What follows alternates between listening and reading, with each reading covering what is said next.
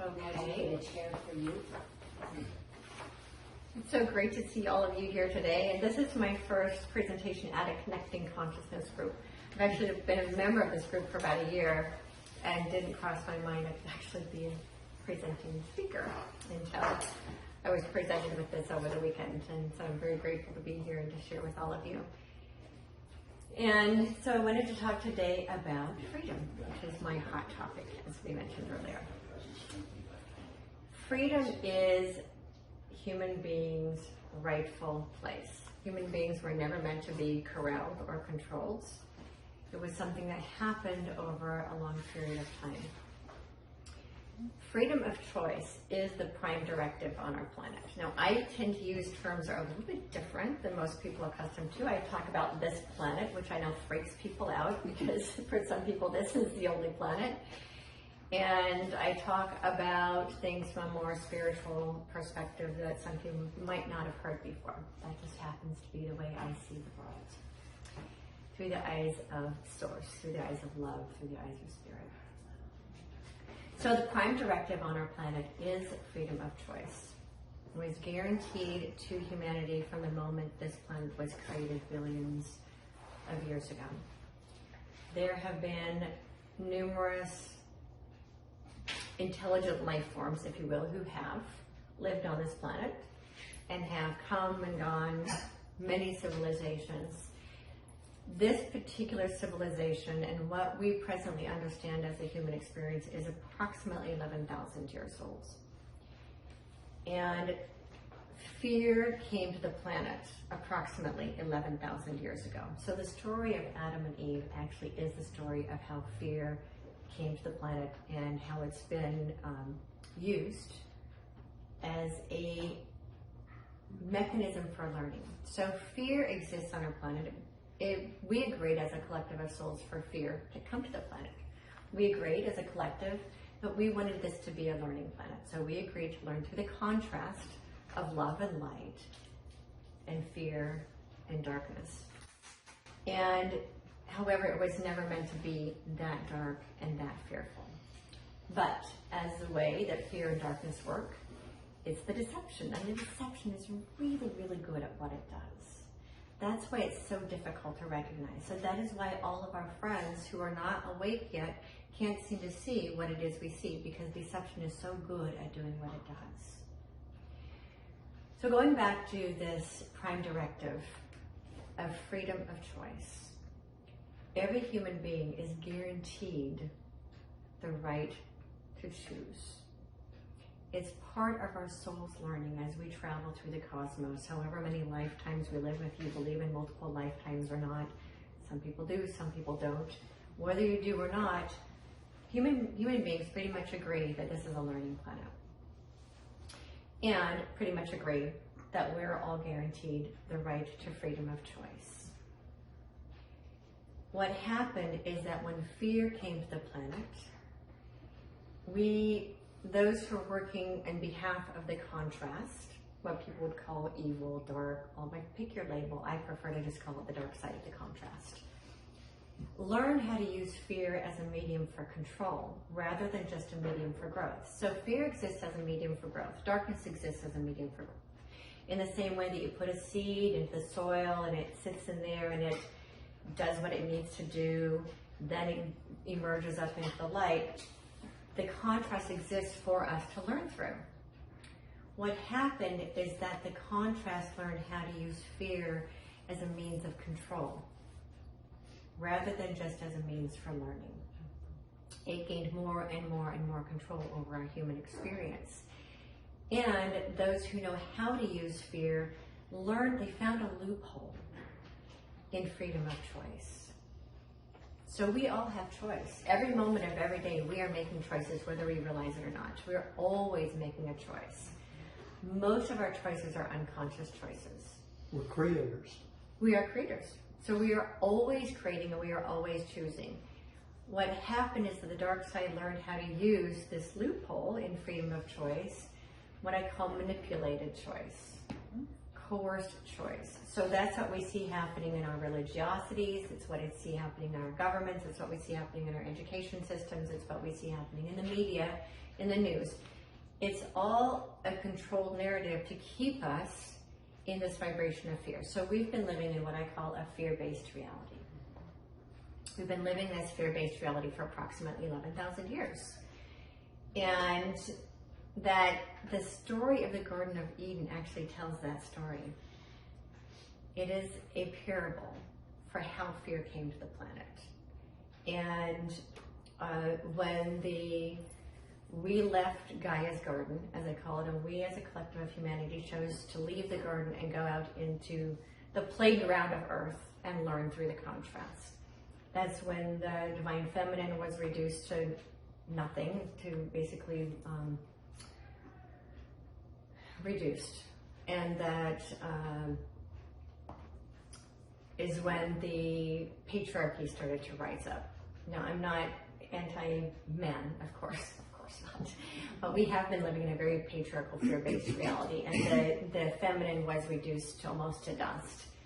And the wisdom of the feminine we were taught to be afraid of, because, you know, the story of how Eve went into the garden and wanted the wisdom, and then we were told that wisdom was actually not for our good. So we were punished for desiring the wisdom of the divine feminine and taught to be afraid of it. And instead go out there into the contrast and live our lives based in fear rather than the pure love that existed in Gaia's garden. And one of the insights I got about 10 years ago is that yes, we have been living on a learning planet, and that this would continue to be a learning planet until we as a collective of souls choose for it to be a planet of peace. What's happened in the last 10 years is that the collective of souls have agreed for this to now be a planet of peace. Which means that now the fear on our planet is going to start dissipating. And we are going to start getting back conscious choice. We haven't had conscious choice on our planet for a very, very long time. We've had, as I said, coerced choice. And coerced choice looks something like this. If you don't do this, then you're going to get whatever the punishment is. This is why I talk about it being in our religiosities. I call it fear disguised as love. On the surface, it looks like love. When you look closely at it through the eyes of discernment, you start to see the fear. The place that it's the most obvious right now is if you don't get the jab, you don't love your family. So on the surface, it sounds like a loving choice. I'm doing this because I love my family. I'm doing this because I love humanity. But underneath it is an actual fear narrative. This is why it's so difficult for people to recognize fear disguised as love, because of the way it's written so well. The dark side does what it does so impeccably well that it's really hard to decipher the difference. This is why so many of our loving, light-filled, spiritual friends still don't see it, because the dark side knows how to use our loving language against us. And you'll see that a lot within the Christian community and other religious communities as well. It's where it's fear disguised as love. If you don't do it this way, this is going to be the punishment. When the truth is that God's source is infinite loving, is love itself. There is no judgment. This judgments, all of these fear-based beliefs were created by human beings to keep us corralled and conquered and controlled. As evil was. Yeah. It's all about, well, the contrast is real. It took me a while to understand that. I didn't think that, so I grew up in a very fundamentalist religion. As I mentioned before, it's extremely fundamentalist, polygamist cults in the mountains of Montana. At one point, there were almost 1,000 people there. Imagine how small this place was. It's the only life I knew as a child. So for me, misogyny was a normal part of life. Racism was a normal part of life. If there were such a thing as homophobia, I didn't know about it until high school, but then once I discovered that in high school, that was a part of life. So I grew up with massive, massive, massive fear-based, very judgmental beliefs. Our way was the only way. So one way to recognize a cult is if they say my way is the only way, then if you take a deeper look, that means that there's somebody who's corralling everyone else. And so I grew up in that environment, that's all I knew. After I left home, I basically became an atheist. I didn't believe any of it. And then one day I walked out my house. So I want to say around 2012, I stepped outside and this message came in that the dark overlord is leaving and taking his fleet with him. I had no idea this was even real. Like, I didn't think, remember when darkness isn't real, Satan's not real, none of that's real. When? July 2012. 2012. Before the 2012 convergence. And taking all the shadow people with him. So I saw all these shadow beings coming up off the earth and going to this fleet of spaceships. I had no idea. I was just so surprised by that. I had no idea that this being is actually a real being, and there's a whole fleet of spaceships that he controls. So he left and took the shadow people with him. But, and then we started seeing the rats all scampering to stay on top because they no longer had the main man here controlling them. But he left and he was continuing to remote control. So he's still remote controlling. So he didn't go that far out, he's still in our galaxy. Then he got caught remote controlling and he was told he needed to go find another planet to haunt. And then he just did remote viewing. But what happened a couple of years later is that he created a back door and came back in. That's why things got really, really bad a couple of years ago, because he found a back door. Is that through CERN? I think it was under Westminster Abbey. So I think that but there was also, CERN has been very much involved in that as well. CERN really messed up our timelines. Yeah. So there were multiple things that happened in 2012. What did happen in 2012 that was for our benefit is the third dimension and the fourth dimension converged into one reality. So what that did is that allows humanity to move into what's now called 5D, what I've been calling a love-based reality, to move out of the fear-based reality that people have now labeled as the 3D matrix, and move through this fourth dimensional spiritual spiral into the fifth dimension, which is pure love. Fear does not exist in the fifth dimension. It is heaven. It's heaven on earth. So what we've been doing is bringing heaven to earth through our own inner transcendence, through our own ascension process. The ascension actually began in the 1960s. So people are like, oh, the ascension's almost here. It started in the 1960s. It was a process. It started, the guidance I got is that it started in 1963. And it's been growing by 3% a year since then. It has now hit critical mass. So it's impossible to stop it now, because there are so many people who are moving up that spiritual spiral into the loving essence within themselves. So 5D it is heaven on earth. We're not going to go someplace else. We're actually bringing heaven to earth. We are bringing love to earth. We together are creating a love-based reality. And the more of us who know that we are the ones we've been waiting for. We've been saying that for years, haven't we? And finally people are starting to grasp it. Oh, we really are the ones we've been waiting for. Yes, finally, enough people are starting to understand that. And that we the people, and I've been saying it for this last couple of months, we've got to create a bridge and this true understanding that we the people who see themselves on the right side, and we're the ones we've been waiting for, have been really on the more liberal side. This is now bringing the aware conservative side into cohesiveness with the spiritually awake liberal side, into this beautiful heart center, and understand we're all in this together. We have to hold each other's hands, and that's how we cross that bridge. And so I've been focusing a lot on what I call bridging the divide events, of coming together, and the place that we all agree is in consciousness. We all agree about the consciousness of love. But you would say too that even the ones that are asleep are still us.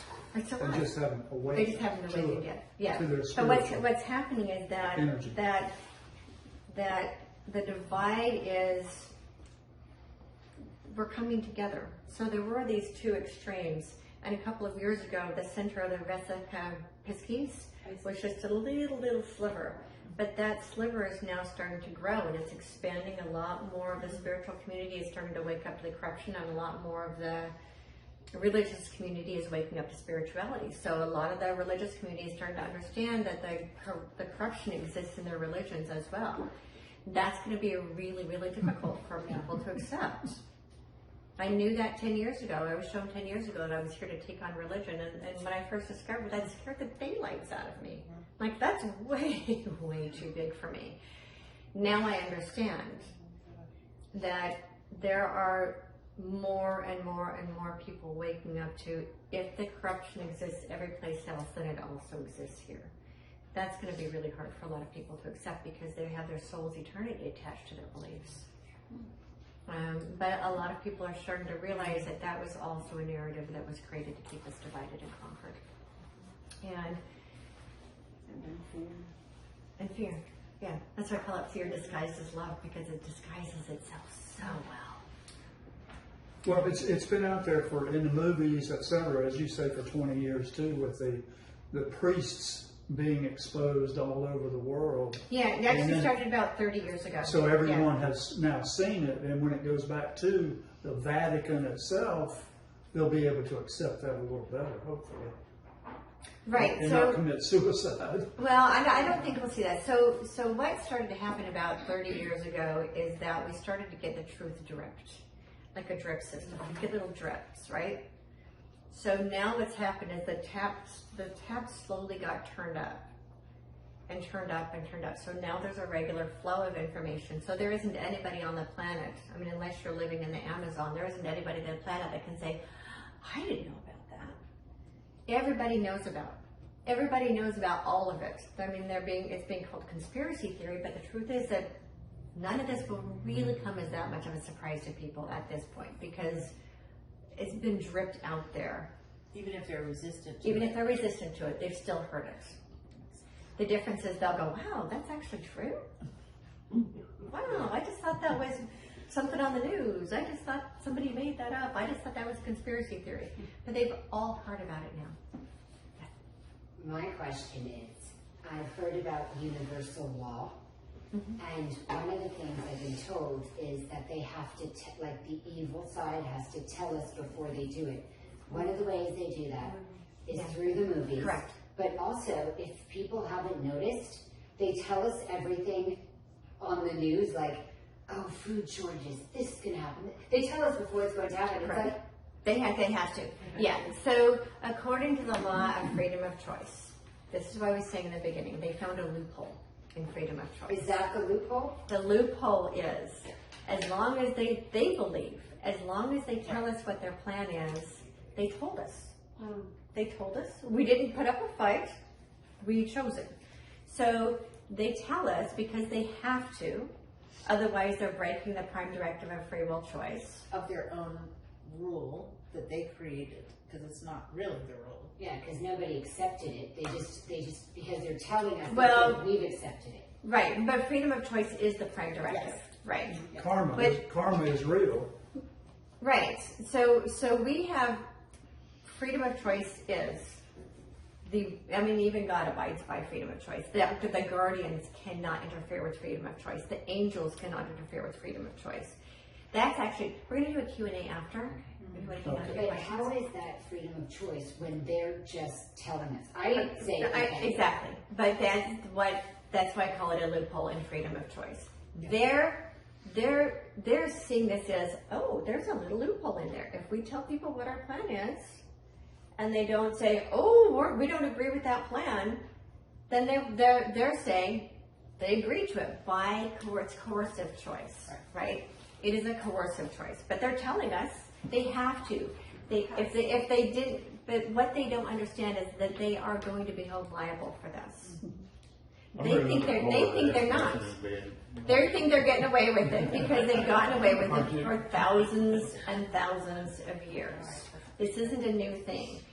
They've gotten away with it for thousands of years. It's always been in the propaganda, and it's always been in entertainment. Now, our entertainment now happens to be movie theaters or on our phones, but it used to be at church. People would go to, that was their entertainment, was to go to church. They got entertained at church. That's where they got fed the fear-based narrative, was at church.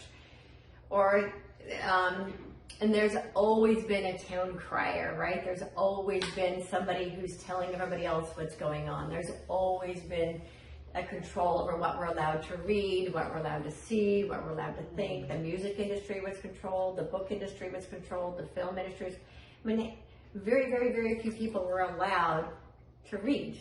Like what we were allowed to read until self-publishing became a big thing 20 years ago was completely controlled. Well, now anybody can publish a book, and some of them are not so great. At least I hire editors for mine. But now anybody can speak their truth. Well, until 2 years ago, until social media decided to start censoring a bunch of us, but up until 2 years ago, anybody can speak their truth. So the narrative hasn't been as controlled. But throughout the human story, the narrative has always been controlled by those who control what it is they want us to know. So I'm even thinking back to ancient Egypt, how they, if there was, for example, the first female emperor of Egypt, they basically just wiped off her entire existence so that nobody would know she existed, but we've discovered her. I can't see her name. Nefertiti, I think. Hatshepsut. Oh, yes. Yeah. Yes. Okay. And I didn't even know she existed until a couple of years ago, and they started teaching it at school. My son's telling me about this. Yeah. That they discovered her, but they really tried to wipe her from his story. It's called that for a reason. So the women were intentionally left out of the story. But the narrative has always been controlled by fear. So that's why it's in our film industry, and that's why it's in the news. They tell us what they want us to believe, and we believe it. So I've been calling it the tell-a-vision for a long time. They tell us what the vision is they want us to create on their behalf. Because human beings are creators. That is how we're made in the image and likeness of God. We are creators. And those who work on behalf of the dark have lost their ability to create because they can't see in the darkness. They need us to create for them. So they tell us what they would like us to create, and by us watching television and energizing it, we actually create it. That's why I tell people it's one thing to know about what's going on out there. Do not feed your energy into it. Every time we sit and complain about why things aren't happening fast enough, why this is happening, but that's happening. All of the things that are happening on our planet that are unpleasant, that are not loving, when we put energy into it, we actually make it grow. We actually continue its manifestation. So it's important to recognize it and say, oh, I see you over there, and I'm going to focus over here on love. I'm going to focus over here on the world we want to create. Recognize what's going on here, but don't feed the energy into it. Because the more we feed our energy into it, the longer it's going to persist. We are the ones that are creating a new world by the energy that we invest, by what we invest our emotions into. So one of the things that we're investing our emotions into is conscious choice. So what I was shown about 6 months ago, sometime in the last year, time goes so fast now I can't keep track of how long ago things were. But it was about the last year I was shown that the new prime directive is conscious choice.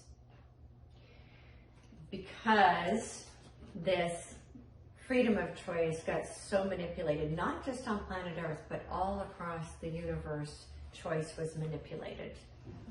By the dark side knowing, oh, we can give people choice, we'll just give them unconscious choice. We'll give them coerced choice. We'll give them manipulated choice. And so that's what we've gotten.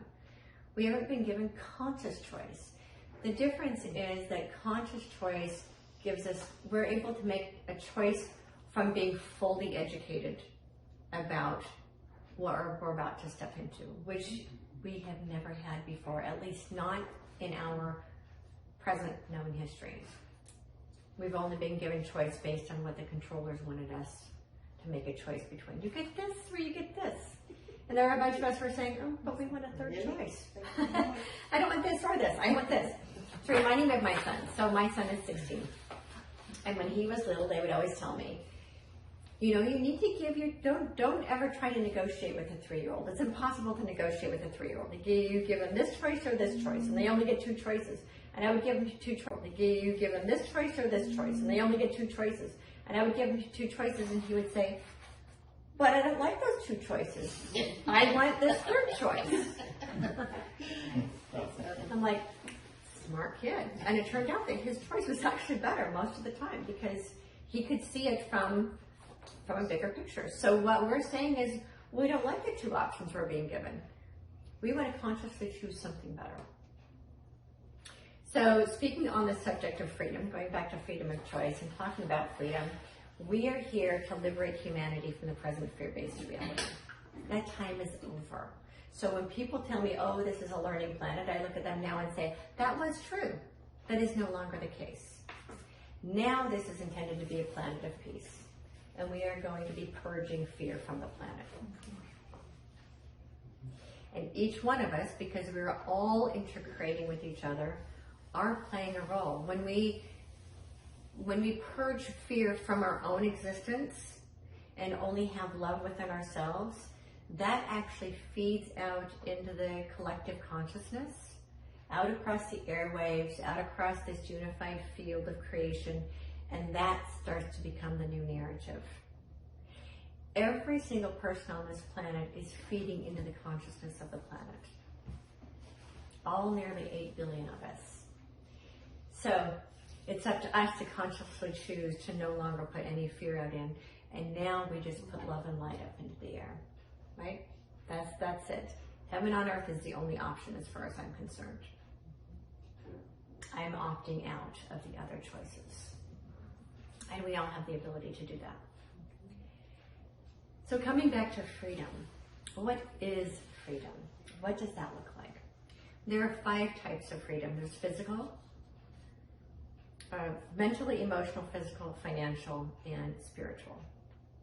Ultimately, they're all spiritual freedom. So mental freedom is freedom from the narratives that we're being fed. So all of the narratives that are going around right now are fear-based narratives intentionally to keep us in mind control.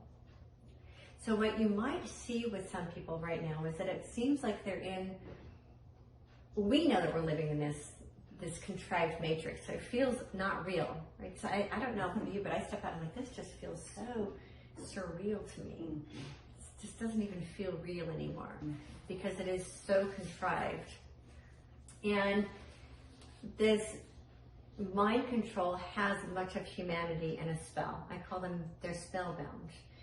The media knows how to use the words in just the right way that it has people under the spell.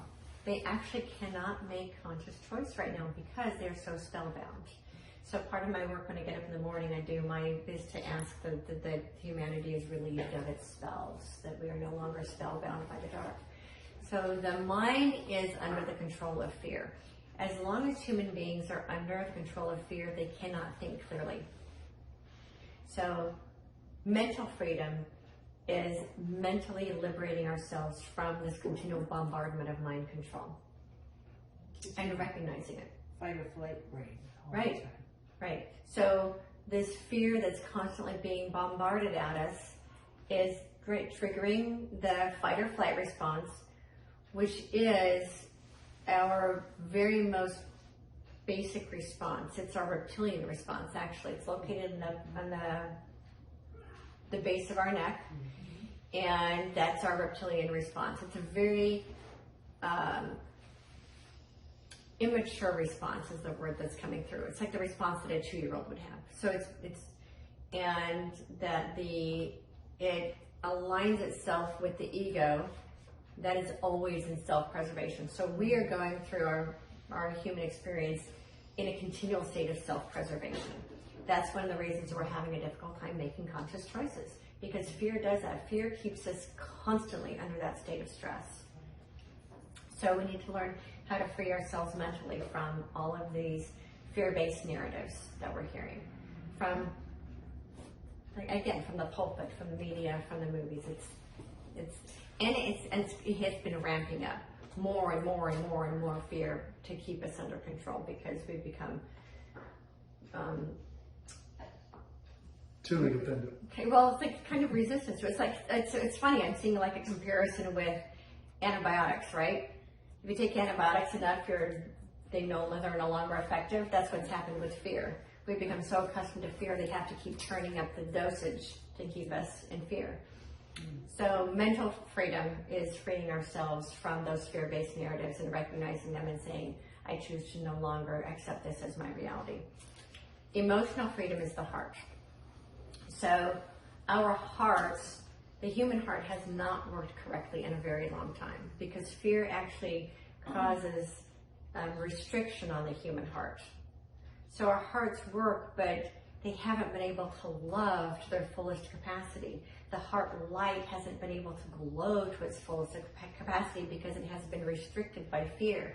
So it's like taking the heart and squeezing it so that it works enough to keep us alive, but not enough to keep us in the fullest vibration of love and creation. So we're learning how to pull ourselves out of that fear-based reality, then the heart starts working again.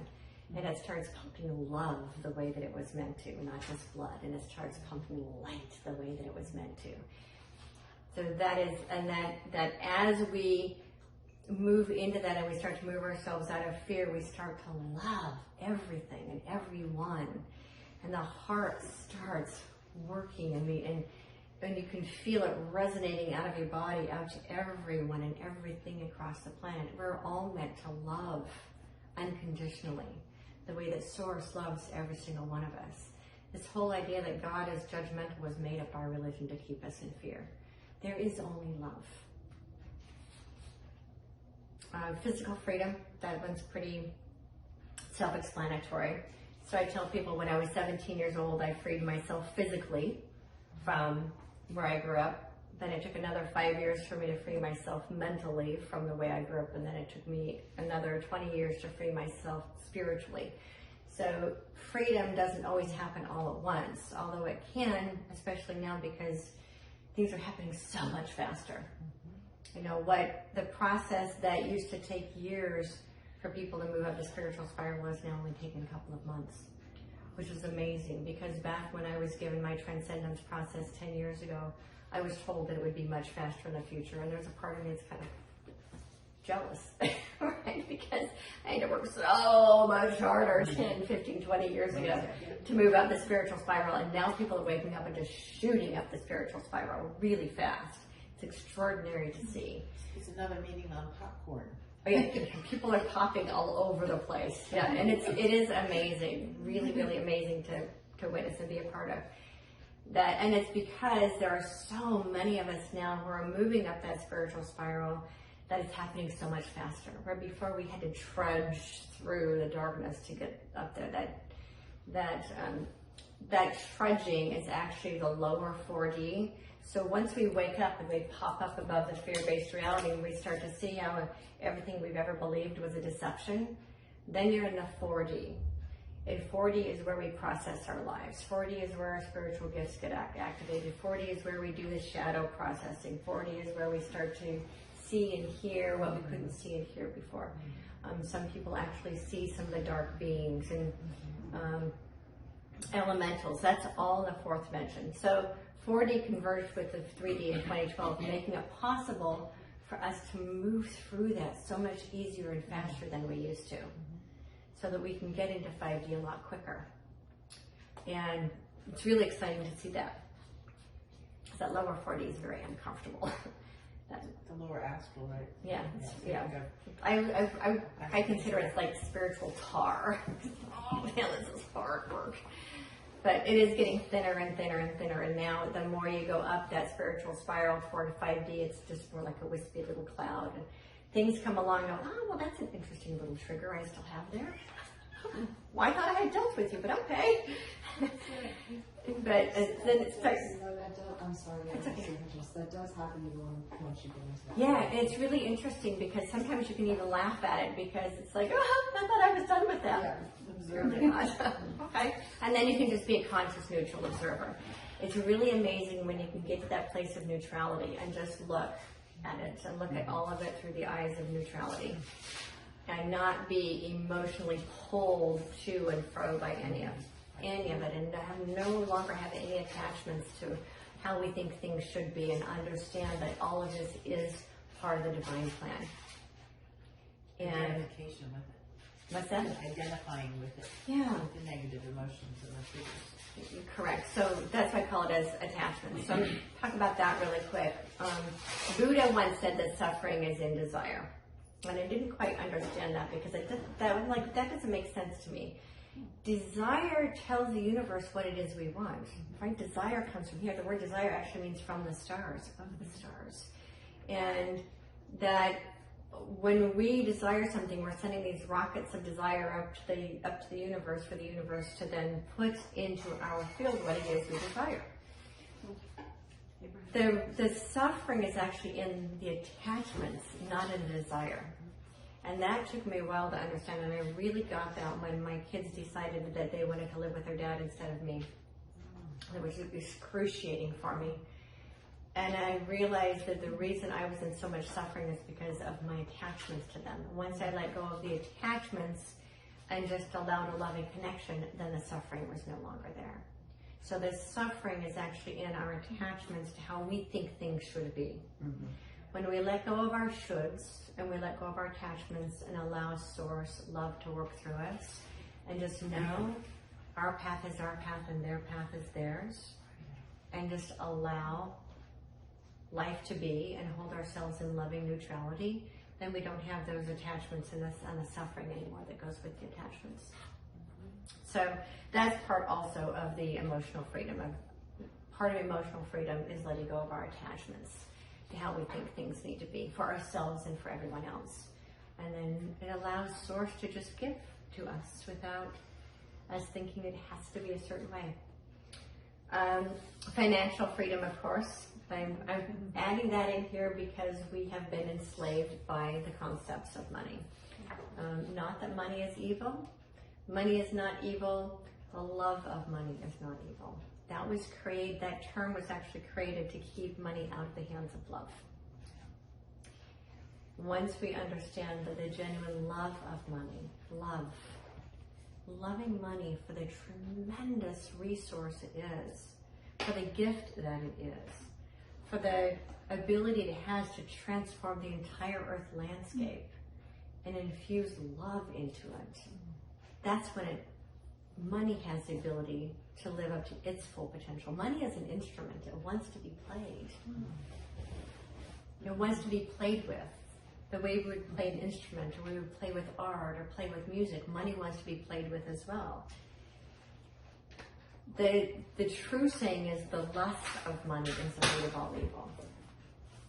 And lust for money is what creates greed and the need to control it and to control other people with it. When we understand that the love of money is the root of all transformation, then we can start to gratefully receive it into our lives and we'll be able to use it. So we're all here, right? Part of this Connecting Consciousness group, knowing that the GCR and the QFS are not very far away these days.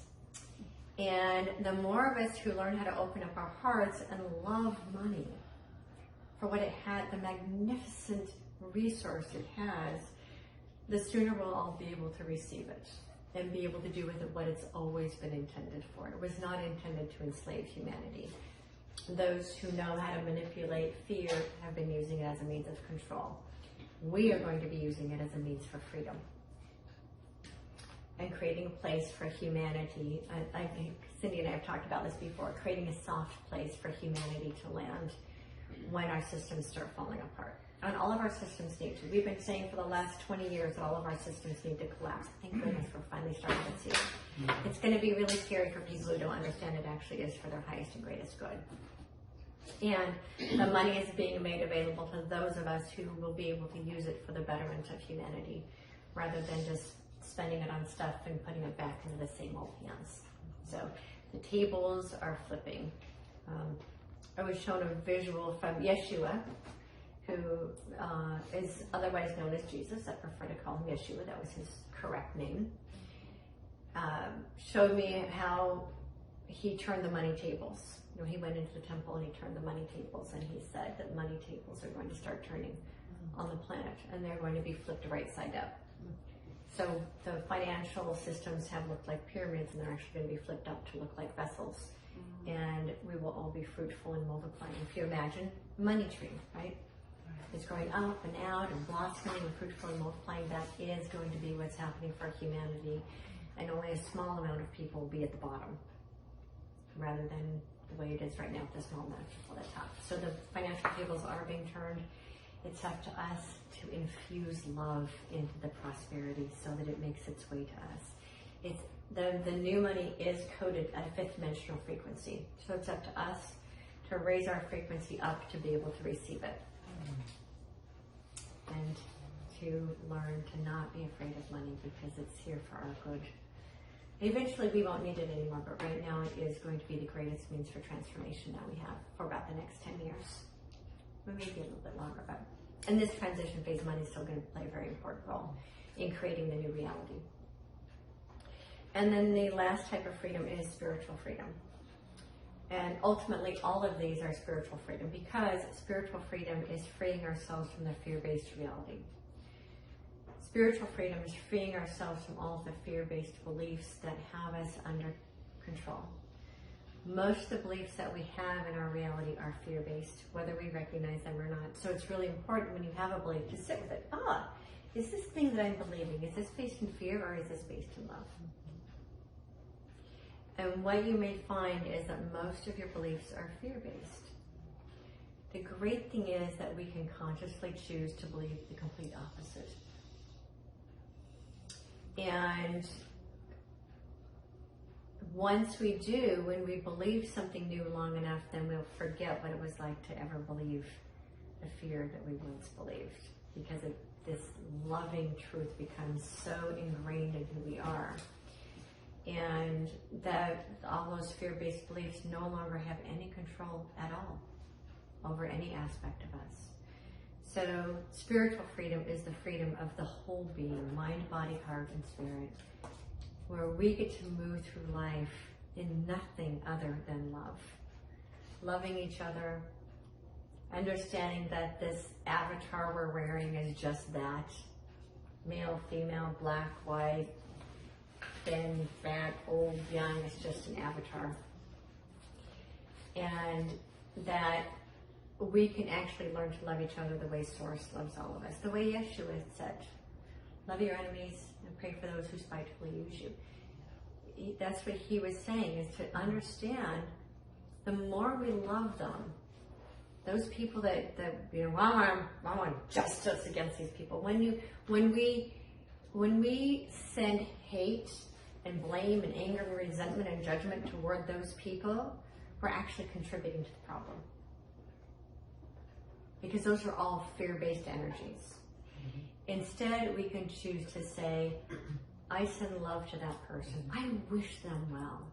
I wish for that person's heart to be healed. I wish for that person to see the error of their ways, that they'll return to the love of who they are. When we wish for the best for everyone, they have then the chance for being healed. And we then create heaven on earth quicker, because we're no longer holding resentment and anger and judgment. You know, it's just, I wish that I'd like to see that person hang. That doesn't make you any better than that person, because you're lowering your vibration down into that fear-based construct and holding yourself there. So we got to be higher than that. We got to hold ourselves to a higher vibration that says, I recognize the pain and the suffering that person has created. I wish that person to be well. And if they can't be well, then I would like them to not be on the planet. Right? Just put it out there. If they can't be healed, then I would like them to go someplace else where they can finish their karma somewhere else.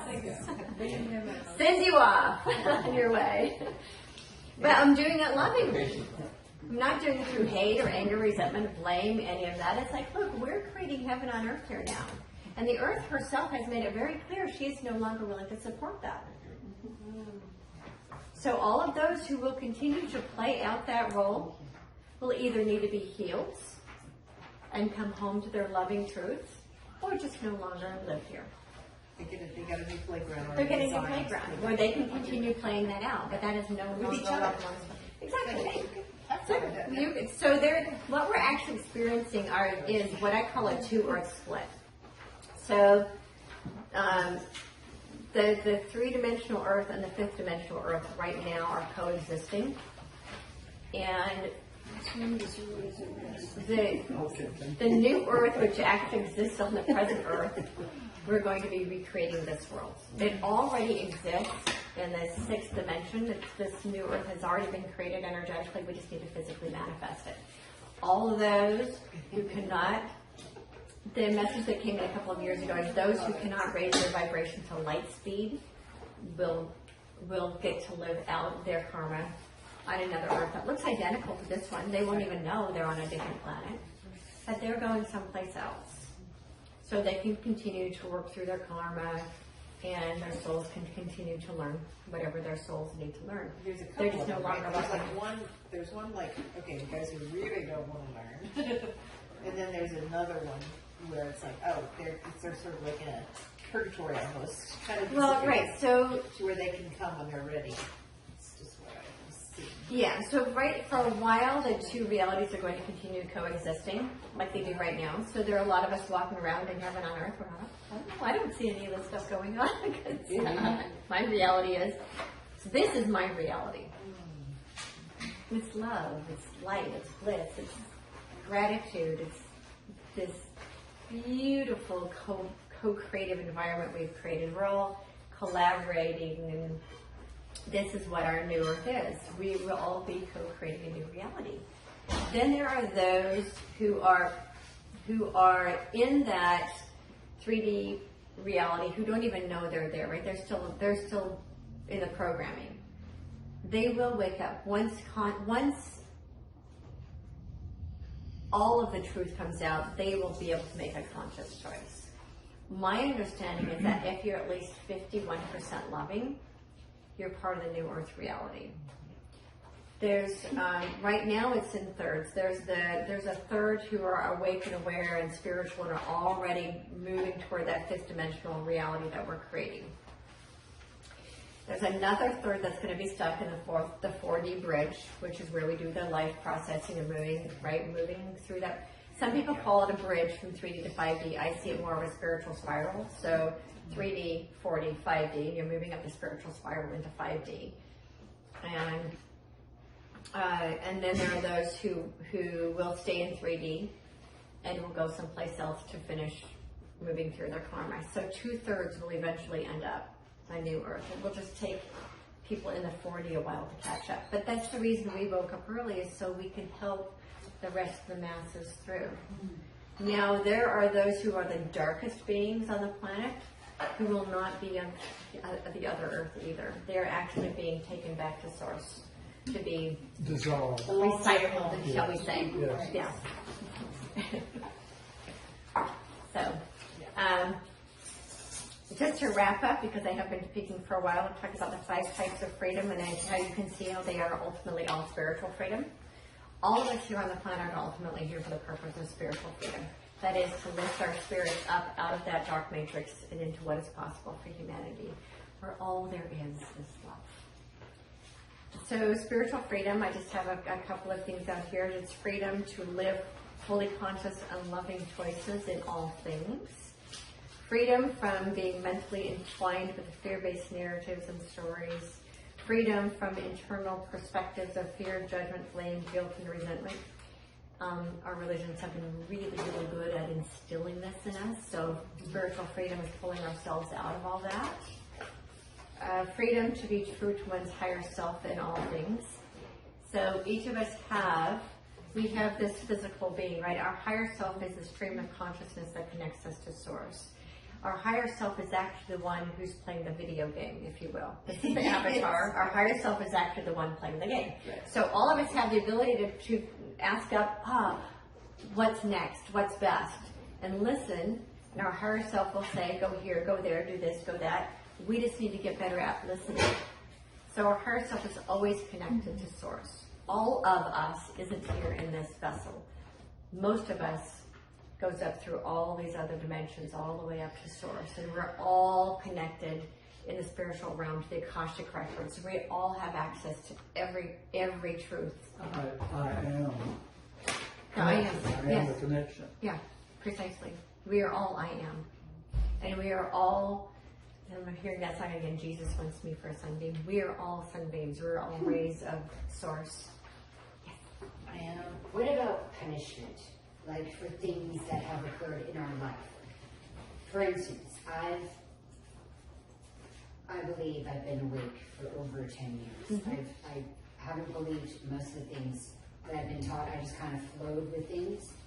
But punishment for things that have happened in life, like things that you've done wrong, or let's say somebody killed somebody, is that person the person who killed another person? Can they move on, or do you think they're stuck because of their karma?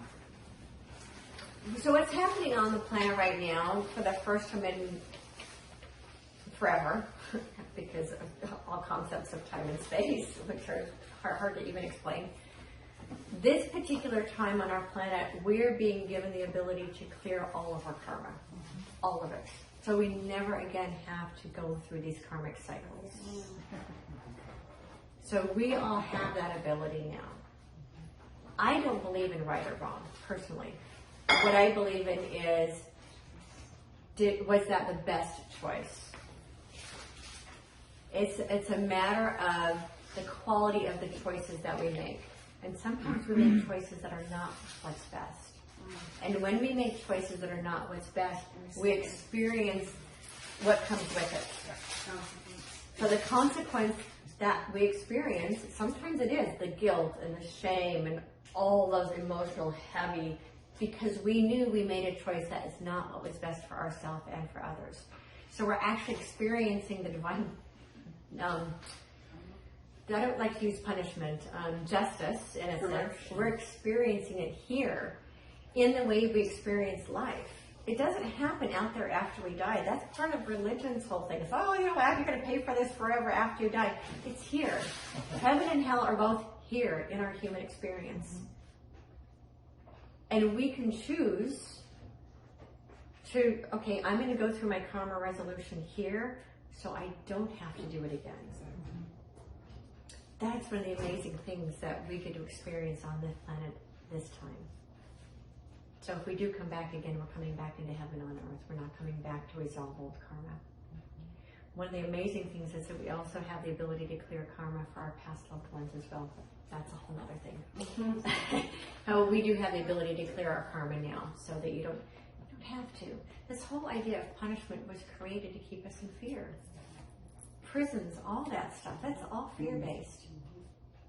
I, for some reason, like, I love the way you speak and you're so nice. I think of myself as a good person, but sometimes I have anger. That's Like, okay. when I think of specific things that have happened on Earth, and especially to humanity and the way we've been controlled, because I've known this for a long time, like, I do believe there are specific beings that deserve punishment. And maybe you're right, they're going to go to... Right.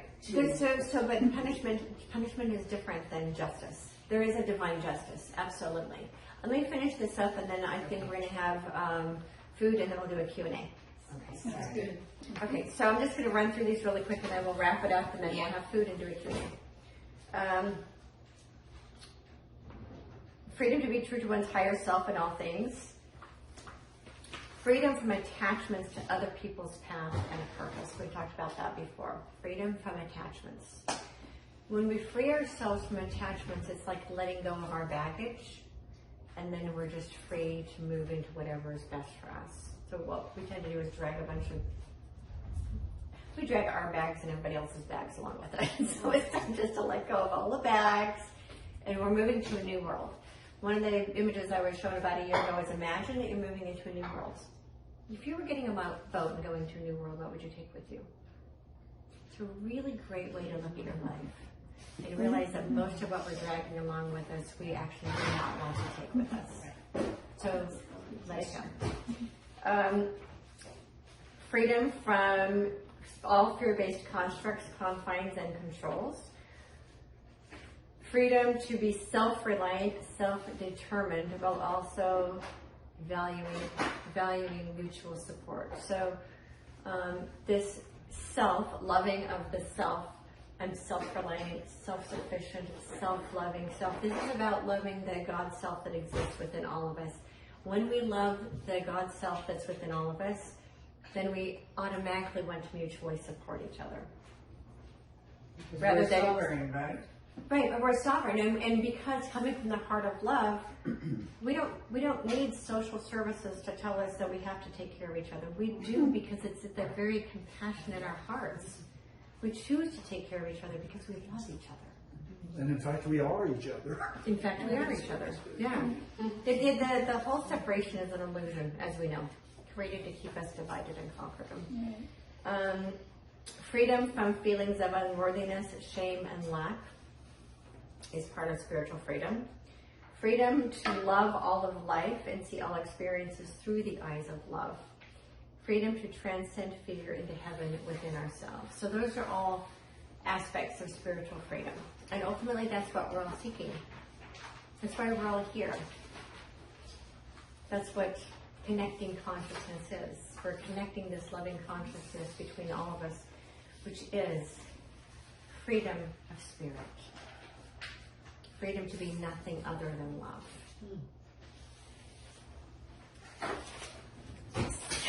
So that's my